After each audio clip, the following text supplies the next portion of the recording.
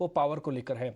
सरकार ने दो अहम चीज़ें बोली हैं। सरकार ने कहा एक तो इम्पोर्टेड कोल आप ले आइए और दूसरा अपने प्लांट को फुल क्षमता पे काम कीजिए।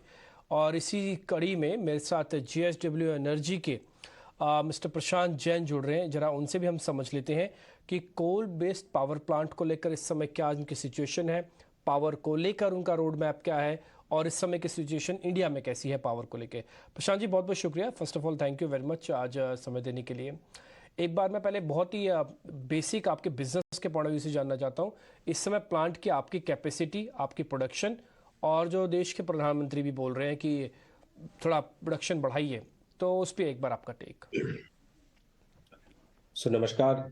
तो ये बात सही है कि अभी करंटली गवर्नमेंट ने एक सेक्शन 11 का में एक अपना पावर को एक्सरसाइज करते हुए एक ऑर्डिनेंस पास किया है, जिसके अंदर में उन्होंने ये कहा है कि जितने भी इंपोर्टेड कोल बेस्ड प्लांट है वो पूरा स्टॉक रखें और अपना पावर प्लांट को अवेलेबल रखें। बिकॉज उनको देश में सबको लग रहा है कि अभी पावर की शॉर्टेज होगी, और जो कि ऐसी स्थिति है भी। और इस समय हमारे प्लांट फुल कैपेसिटी पे चल रहे हैं और हमने अपना पूरा स्टॉक को मेंटेन किया हुआ है।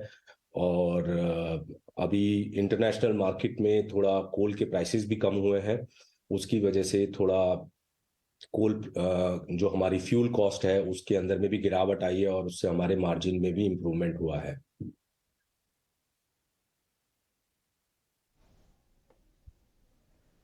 ठीक है प्रशांत जी, एक और चीज़ आपसे जानना चाहते हैं कि इस समय डिमांड को लेकर क्या हम पूरी तरह से इक्विप्ड हैं? ये जो कोयले की प्रॉब्लम है जो लास्ट ईयर हुई थी, ऐसी प्रॉब्लम इस बार तो नहीं होने वाली? क्योंकि जो इम्पोर्टेड कोल है बताया जा रहा है वो थोड़ा कॉस्टली है।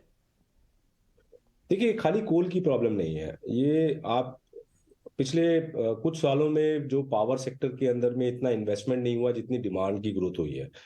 अगर आपको मैं एक मोटा मोटी तौर पे बताऊं तो जैसे हमारा पिछले साल हमारा जो बेस लोड हमारा था वो 1,75,000 मेगावाट के करीब था। और उसके ऊपर में इस साल पहले 10 महीनों में अभी तक करीब 9.5% की डिमांड की ग्रोथ हुई है, जिसका मतलब है कि करीब 17,000 मेगावाट या 16,000 मेगावाट की डिमांड की ग्रोथ होना।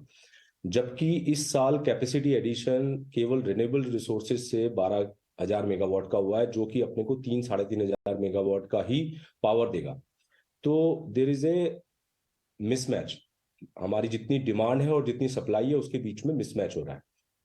और थर्मल सेक्टर के अंदर में भी कोई इस दौरान में पिछले 4-5 सालों में कोई भी इन्वेस्टमेंट नहीं हुआ है। और जो ये ओवर कैपेसिटी सिचुएशन थी वो धीरे धीरे कम होके, और अब हम एक ऐसी स्थिति में आ चुके हैं कि हमको पावर सेक्टर में एग्रेसिव इन्वेस्टमेंट करने की जरूरत है। अभी जितनी थर्मल की कैपेसिटी है वो इंपोर्टेड कोल को लेके फिर भी डिमांड को मीट कर सकती है, लेकिन ये स्थिति अगले 12 महीने के बाद में और गंभीर हो जाएगी। तो इस समय अपने को इन्वेस्टमेंट ज्यादा करने की जरूरत है। लेकिन फिलहाल जो इंपोर्टेड कोल से पावर प्लांट्स को चलाया जा सकता है, थर्मल पावर प्लांट्स को, और ये डिमांड को मीट किया जा सकता है। लेकिन अभी भी थर्मल कोल अगर आप इंपोर्ट करेंगे तो पावर की जो फ्यूल कॉस्ट होगी वो करीब 5 रुपए की होगी। तो आप आने वाले समय में केवल स्पॉट के जो मर्चेंट के प्राइसेस हैं वो उसमें तेजी ही देखेंगे, जब तक कि डोमेस्टिक कोल के बेसिस पे या तो एडिशनल कैपेसिटी लगे और डोमेस्टिक कोल का प्रोडक्शन बढ़े, या जो रिन्यूएबल कैपेसिटी के बेसिस पे हमारी कैपेसिटी एडिशन बहुत तेजी से हो, जबकि जो कि करीब 30,000 से 40,000 मेगावाट की हमें कैपेसिटी को ऐड करना पड़ेगा।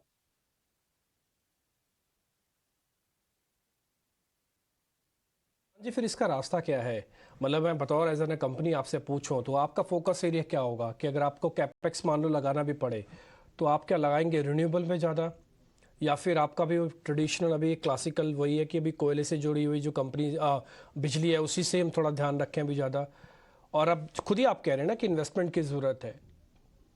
तो देखिए, हम लोग एज ए ये अभी हम सेक्टर के बारे में बात कर रहे थे। अब जैसे JSW एनर्जी के बारे में बात करें तो हम बहुत एग्रेसिवली अपना एक्सपेंशन कर रहे हैं। अभी हमारी ऑपरेटिंग कैपेसिटी करीब 5,000 मेगावाट की है। अगले 12 से 15 महीने में ये ऑपरेटिंग कैपेसिटी 10,000 मेगावाट की हो जाएगी, जिसके अंदर में सभी तरह की हमारी कैपेसिटी ऐड हो रही है, solar, wind, hydro as well as thermal. तो ये सारी कैपेसिटी ऐड करके हम 10,000 मेगावाट की ऑपरेटिंग कैपेसिटी पे पहुंच जाएंगे अगले 15 महीने में, और उसके आगे भी हम एग्रेसिवली एक्सपेंड कर रहे हैं। और जो हमारा फर्दर एक्सपेंशन जो हमारा चल रहा है वो मैक्सिमम रेन्यूएबल रिसोर्सेज से चल रहा है।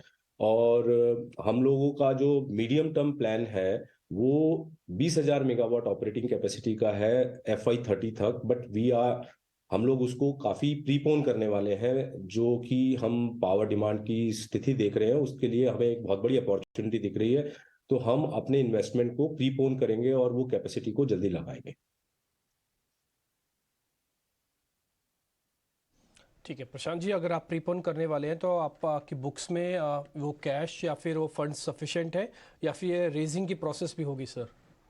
देखिए, हम लोग करीब 2,500 करोड़ रुपए के करीब हम फ्री कैश जनरेट करते हैं हर साल। और हमारे जो डेट इक्विटी और डेट एबिटा की जो गियरिंग है वो इंडस्ट्री में लोएस्ट है। तो हमारे पास में बिना किसी कैपिटल रेज किए हमारे पास बहुत सफिशिएंट पोजीशन है कि हम अपने एक्सपेंशन को बहुत एग्रेसिवली कर सकते हैं। लेकिन जिस तरह से स्थिति बन रही है और अपॉर्चुनिटीज दिख रही हैं, अगर ऐसी कोई अपॉर्चुनिटी अपने को दिखती है जिसके अंदर में हम कैपिटल भी रेज करके और हम अपनी जो ग्रोथ को और एग्रेसिवली कर सकते हैं, तो हम उसके लिए भी उसको भी ध्यान में रखे हुए हैं और जरूरत पड़ने पे वो भी करेंगे। बहुत बहुत शुक्रिया मिस्टर प्रशांत, आज समय देने के लिए और ये सारे सवाल का जवाब देने के लिए बहुत बहुत शुक्रिया आपका। Wish you luck for your future quarters also.